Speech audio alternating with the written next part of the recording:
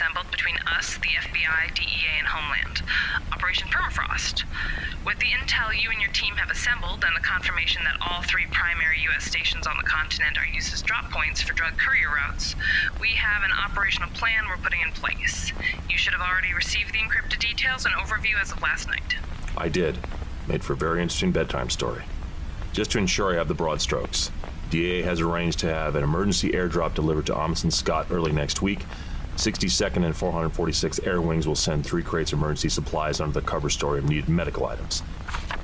In these crates will be tracking devices which I'm to conceal with canisters so we can track where the shipments end up. Similar devices are being transported by icebreaker cargo vessels to McMurdo and Palmer for my special marshals to similarly conceal. Once winter lifts, the excess materials from all 3 stations are to be sent back to the Office of Polar Projects in New Zealand as excess, non-critical provisions not required. Once in transit, the task force will monitor the shipment's location using a radiometer from a repositioned satellite. The satellite will detect a specific isotope decay inside the tracking devices, allowing them to follow the shipments on the move. Roughly at the same time, agents from the DEA and FBI will accompany the National Transportation Safety Board as they conduct their investigation of the crash of Flight 0492. The flight I was on, which we highly suspect will also contain concealed shipments of this new drug, Dreamwax. They'll secure whatever they find and transport back to the States. In a nutshell, that's the plan. You clear on everything? Radioisotope decay concerns me. Are me and my team going to start glowing in the dark? The devices are shielded. The casing is strong enough to minimize exposure to people and organic materials, but weak enough where the decay is trackable from space. Other than that, you good? Yes, ma'am. After reviewing the dossier you sent, everything was self-explanatory. I do appreciate you including the replacement and supplementary items I requested and lost in the crash to be included in the airdrop. Was happy to arrange it, Deputy. Ironically, we got the list from field support around the same time the task force was trying to determine what we could dropship to help justify or validate the backstory. Rather than just putting in weighted sandbags, might as well put in items needed. That's Diane for you. Impeccable timing, always looking out for the marshal she supports. I noticed the firearms on that list. I'm assuming you or Marshal Goodwin secured the necessary approvals from the NSF to have those on station? No, ma'am. I did not. I brought my duty sidearm with me as standard marshal policy. For the others, I have not secured any approvals. Well, then just do me a favor, Marlowe. Keep them locked up and out of sight until you need them. I'm guessing when, and if you do need them, the event will justify the action, but it goes without saying. You'll deny knowing about this. The Marshal Service never authorized it, and it's on me to take whatever fallout there is. Your personnel file doesn't exaggerate.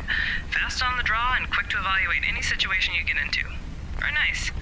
Discretion is the better part of valor, Deputy. Keep that in mind. Yes, ma'am. Front and center. How's the other investigation going? The tampering with the plane and the station? I've eliminated most of the winter overs and have 3 primary suspects. 1 of the station's scientists and 2 of the contractors. I'm working to find a crack in their alibis and anything I can dig up to solidify a primary suspect. I've also requested enhanced background checks on the 3 to see if I can pull out anything which may indicate motive or associations that might suggest a motive. All right. It sounds like you're running all possible leads to the ground. I like that. How are you and Dr. Wainwright getting along? Contentious, same as usual. He seems to begrudgingly accept my presence here on the station, but always works to get in a backhanded insult. I strive to remind him that while he may oversee the station, I don't report to him and thus not a subject of his little fiefdom. We tolerate one another is the most apt way to phrase it. Just please make sure not to overly antagonize him.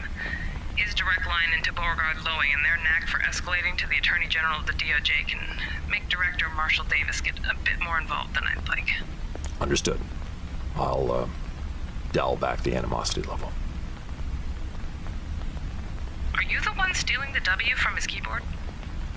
I have no idea what you're speaking of, Marshal. Uh-huh.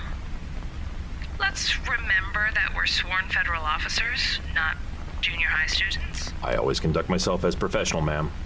All the time. All right, then. You need anything else from me or from up here? No, ma'am. I'm all good.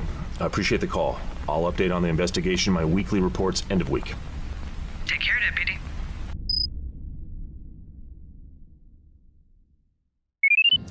U.S. Deputy Marshal Bass Marlowe, 2022, August 2022, 1300 hours. Amundsen Scott sabotage investigation, LC-130 flight ANG 0492 crash. In the main galley with me is Miss Sandra Derecha, meal steward, and this is interview 3. Ms. Derecha, when we last spoke, we discussed your general observation of the station staff of the few days after this LC-130 transporting myself and several others crashed. Now, as a meal steward, would you continue to agree that you see most everybody on the station daily? I do, yes. Excellent. Do you tend to interact with most people as you conduct your daily routines, or just stick to the basics? Good morning, good evening, what can I get you? Oh, no. One of the things I love the most about the winter season down here is the coziness and how nobody's in a rush like they are in the summer. I get the opportunity to sit and chat with most people. Especially over the winter, we try to interact with one another and keep each other occupied with stories about our day or what's going on back home. It really helps with the morale. Okay. During the meals being served over the few days to the on-station staff, did you notice anybody who was off or acting peculiar? During those few days, I think almost everybody was off one way or another. The news of your plane's disappearing was devastating. Not to inflate your ego, Deputy, but you're very popular around the station. The fact that we had several team members, including you, on that flight, I was impacting almost everyone. I understand, and it does make sense. Thank you for the compliment, by the way. Was there any one individual that you remember standing out or was acting, well, peculiar? No. No, I don't remember anything that stands out to me. Most people went one of two pathways. Either they hardly ate, or they would indulge a bit too hard on the snacks and sweets. All right. How about after that? After it was announced we'd been found, or after we returned to the station? Well, are we including the puppet that now lives on Lars's hand? No, let's take that as a given. That's one off. Yeah. Well, I guess you could say I didn't see Dr. Wainwright all that affected by your plane crashing. He just seemed his normal self throughout. Oh, actually now that you mention it, I do remember something unusual. It was just before your flight off station. Please do tell. It was the day before you all left. There was a meeting taking place in the large conference room. It was the PAX flight deck team and operations crew. Ms. Alice got a call just before lunch that they would be running most of the day and longer than expected, and could we cater them a dinner? Okay, go on. So she asked me to help coordinate, take the orders, and make sure we got them all fed at 6 p.m. that evening. There were 8 in the meeting. So we prepared some pasta and meatballs, salad, and one special dietary order. I made roasted cauliflower salad and a cup of butternut squash soup as a vegan meal. For Marco Green. Marco Green. That's the technical diagnostic expert. The one who got food poisoning the night before the flight. Yeah, exactly. I have felt so horrible, Deputy Marshal. We still don't know if it was the chickpeas, the cucumbers, lettuce, or the sauce. Ugh. But after we heard the news from the others, Ms. Alice had us toss all the ingredients and we scrubbed down the work surfaces to ensure no repeat occurrences. She doesn't mess around with a less than sparkling kitchen.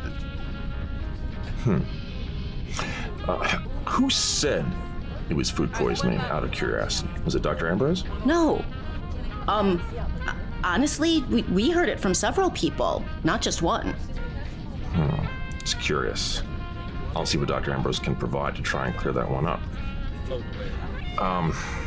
You mentioned Lars and Mr. Johnson earlier. How is that going? How do you mean?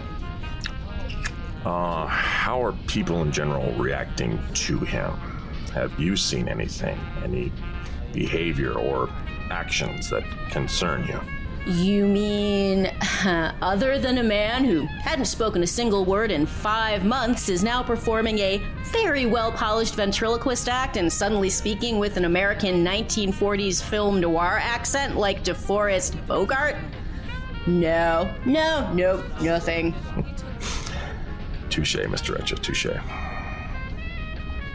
I mean, he'll come in. Lars gets his meals. He and the puppet mostly keep to themselves. I caught it leering at me once or twice. Twice. It's kind of a pervy doll. Keeps calling me Toots, baby, and referring to me as a dame. I'm still not sure what he means by horizontal mambo and gams in the air. Yeah, he goes heavy into the 80-year-old slang. Have you seen him interacting with anybody? No. He's even more solitary than he was before. Now it's almost like people are going out of their way to avoid him. And not just those who were here last time Franklin was out, but everybody. Oddly, they both seem to like it that way. I did notice Zeke takes extra special care to keep his distance. Yeah, Zeke has a thing about puppets, I think. Not sure, but that one I noticed too. Other than meals, from what I hear, he does his job loading cargo, and then nobody sees him until the following day. Okay. That should pretty much do it for this interview, Mr. Retcher. I want to thank you again for taking time to chat with me. No problem, Deputy. Will we be seeing you for dinner tonight? Oh, without a doubt. See you at 1900. Looking forward to the pork chops.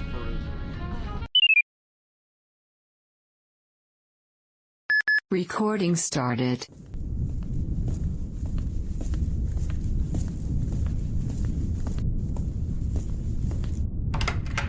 Dr. Ambrose, working on your short game?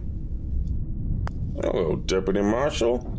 So, who's trying to murder you this week? Well, thankfully, Doc, I've managed to go several months now, homicide-free. Actually, I was hoping to get some more information from you if you have a moment. If I have a moment. Look around you, Deputy. I have nothing but moments.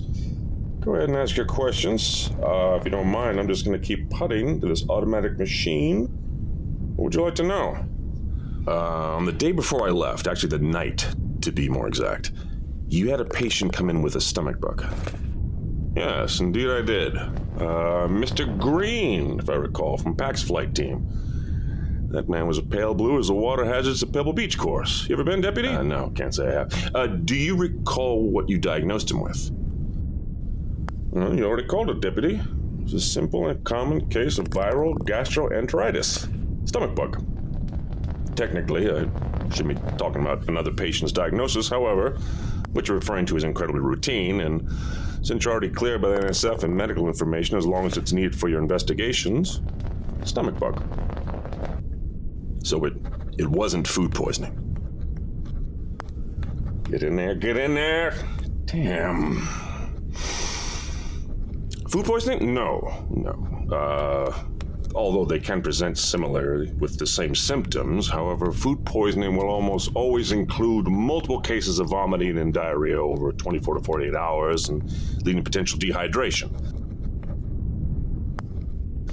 A stomach bug typically comes and goes within 12 hours and typically doesn't include multiple instances of vomiting. Nope, Mr. Green had a garden variety case of a stomach bug. Odd. What can cause that? The stomach bug? Do me a favor, straighten out that part of the green by your foot there. Thank you. Well, you get food poisoning from a fancy name for it, food, undercooked or contaminated meat, fish or veggies.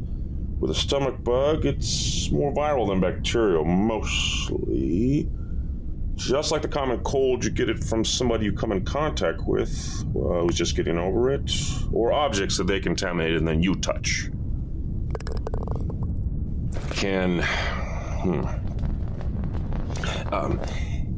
Is there anything that can be added to food or drink to mimic those effects of the stomach bug? Damn it. Turned into a damn shanktopotamos down here. I'm sorry, what was your question now? Stomach bug. Can any food tampering cause a reaction that might mimic a stomach bug? Well, a couple liquids come to mind. Most average person wouldn't have access to. Syrup of ipecac, though, on the other hand, would be the easiest to use, obtain, and administer. Found on any drugstore shelf. You'd have to dilute it, though, a lot. So the taste wouldn't give it away. But yes. What would be the side effects of having been given this ipecac clandestinely? Assuming they didn't use too much. Vomiting, stomach irritation, dizziness, low blood pressure, shortness of breath, and a rapid heartbeat. Did Mr. Green have any of those symptoms? Yes, actually, yes.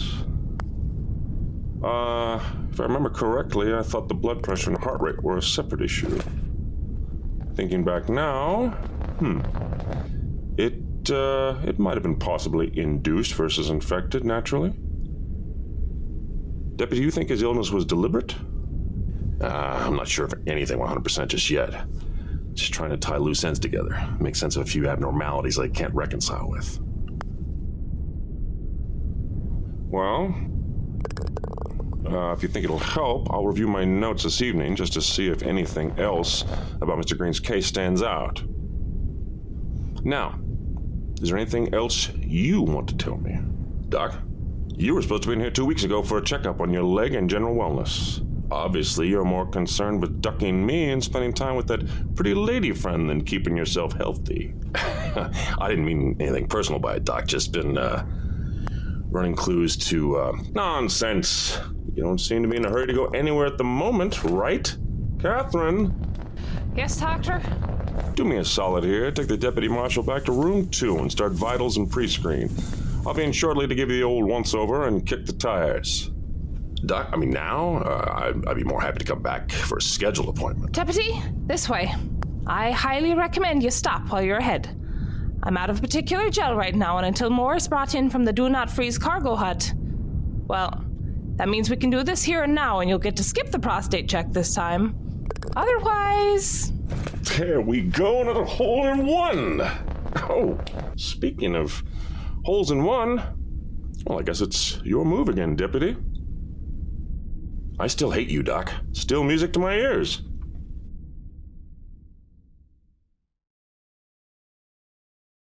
Bass, this is ridiculous, and like I told you before, patient-doctor confidentiality does not change. By law, I must keep everything said, everything brought up in this room between us.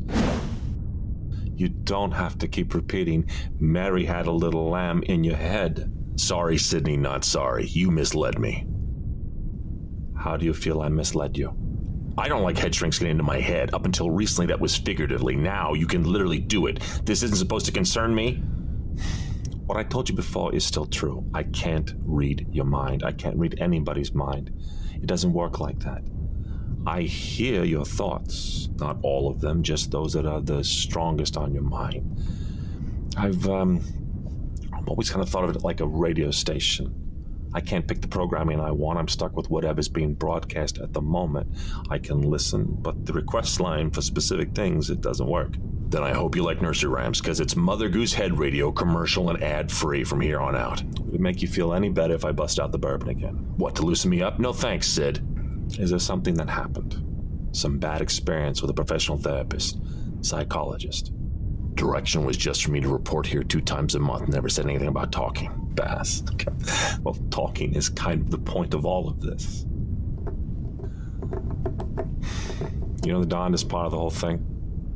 How I can hear thoughts is that it doesn't work back in the world. You sit me down in my office in Brooklyn on East 98th Street, and all I hear is my patients and the traffic. It wasn't until my first session on the ice that this started to happen.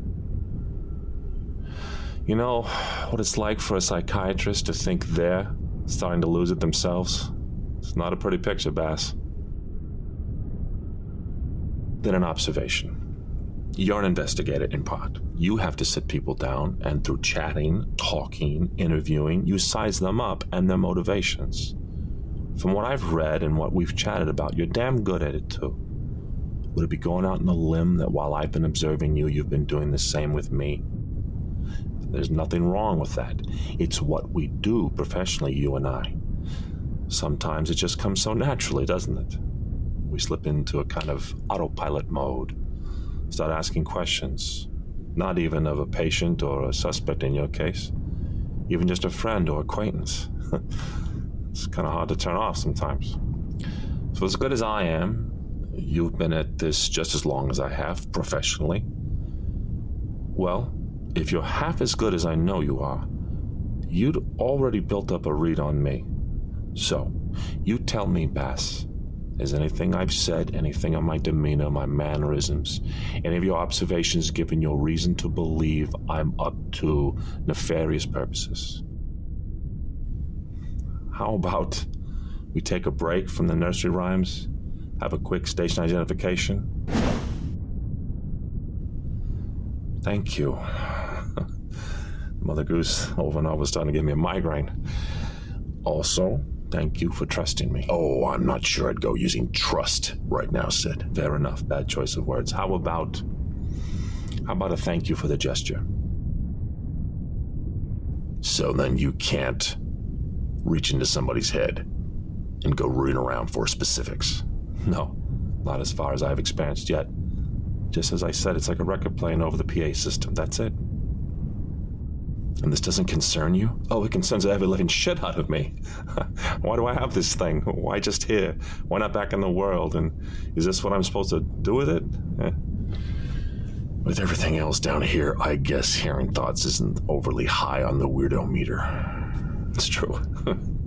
Plus, if I can help out the locals here and make their experience in the winter easier to cope with, well, then I'm okay with it.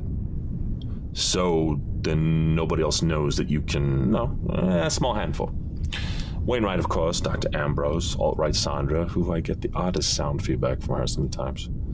The big guy, Laws, too. One or two others who pass through here. You're, probably like 7th or... No, wait, 9th.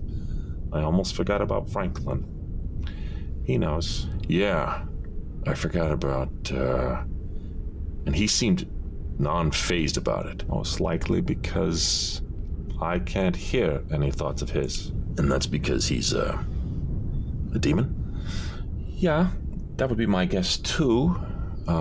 This thing didn't come with an instruction book, but I'm sure it has something to do with a difference in brain physiology, or him being a fallen angel. Franklin said something about, balances. What did you say? Franklin said something about balancing? That everything was a balance, more so here than in most places. That my guilt, it was throwing the balance off. Look, Bass, I know we just established a happy middle ground here, and I don't want to push too hard, but helping people cope or address things like guilt, it's kind of what I do. Well, you probably already heard me think it. Okay, but in the interest of maintaining that middle ground here, how about you say it aloud and we'll go from there? And how's that going to help anything? You would be surprised how body and mind works. Emotions just serve as a middleman. Are you able to say?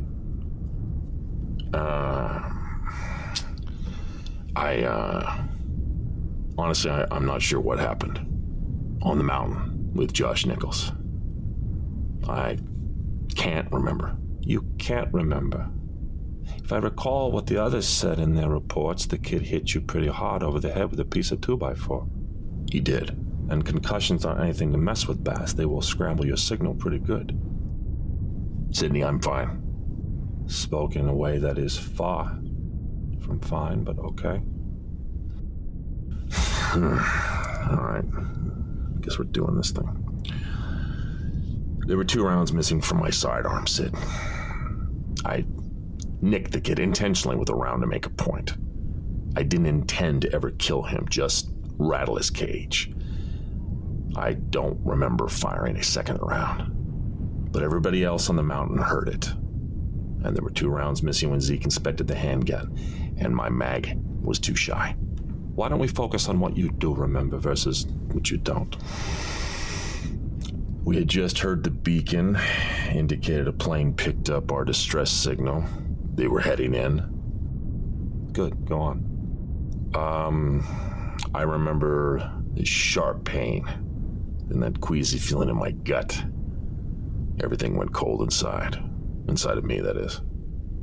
After that, scattered, just bits and pieces. Even the digital recorder I had on, the file is showing a deletion. Stay with it. After the queasy inside feeling, what do you remember then? Trigger saying Josh had run off. The helicopter was coming. Then I was running, tracking. I'm following him, Josh, through the snow. It's good, stay with it. Following him. My head is pounding. Yeah. I threw up a can of beans I just had. I get back up. He's talking to somebody. Who's he talking to? Who else is there? Nobody. Just him and I. God, it's so hard to recall. You said your firearm was missing 2 bullets. Gunpoint. I had him. He's by this giant boulder on the mountain. I'm telling him he only has options. No, he only has 3 options. He's smirking at me. And that's it. And most of that I already remembered. Most of it. The beans, puking. Yeah, I didn't remember that before. I only just remember that now. Bass, I want to see you once a week going forward. No fucking way. I am not a head case. No, you're not. Nor was I suggesting that. You're probably the sanest individual on this station at the moment. I'd put money that you may be the sanest person on this continent. Okay, so then why need to see me every week? Bass, what Franklin told you before was not an exaggeration. And this is going to be hard to hear, but this place does have a balance to the ice. It always has been. From the days of Shackleton, Scott, Armidston, and those that came so long before them. This place operates on a sense of balance. Something happened to you out there, something that, it wasn't supposed to have happened. External forces got in the way, and after that interference, that balance has shifted. The outcome of that, whatever it was that happened, it caused this imbalance. I don't know if I follow you. Look, there is a sense of contentedness here, but there is also guilt, pride and humility, accomplishment and regret, basic yin and yang comparison. The amount of guilt you have on you about this Josh kid, your boss, others, it wasn't ever supposed to be here at this extreme. Some of that would have been resolved while you were back in the world, but the plane crashed. The guilt, you and the others, had to come back. That was, how can I put this? It was off script, you could say. You're speaking in riddles, Sidney. I don't follow. Well, I'm being very cautious. Remember when I said anything you say, anything I hear, no matter the means, is confidential? Yes, and? Well, let's just say that there is information I am privy to that makes this clearer. But I can't go into the specifics. I won't betray that trust. If I did, how would you ever trust me with what we discuss or what I've heard from you? You said you can't hear Franklin. I can't. Never have been. Then who? Who is the other part of this puzzle? Her? Him? Them? I don't know. Maybe. Gender doesn't really apply here. What are you talking about? What are you saying? Bass, I can hear the ice. Just the same as I can hear you.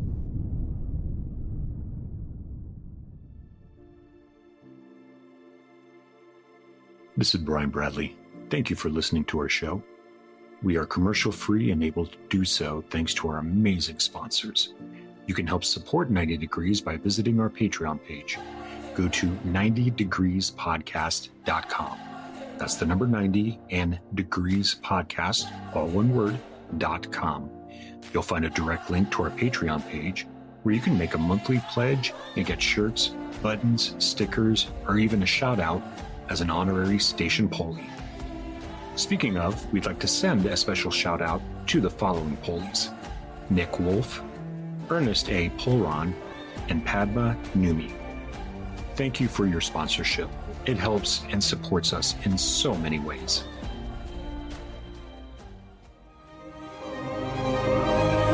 This has been 90 Degrees South. On behalf of the cast and crew, I'd like to thank you for listening. If you liked the episode and are enjoying the series, please remember to give us a like, a share, a tweet, send a raven, or review on iTunes, Audioboom, or your favorite podcast site. It helps us to get the word out and keeps the cold at bay. Until next time. This has been a BMB production.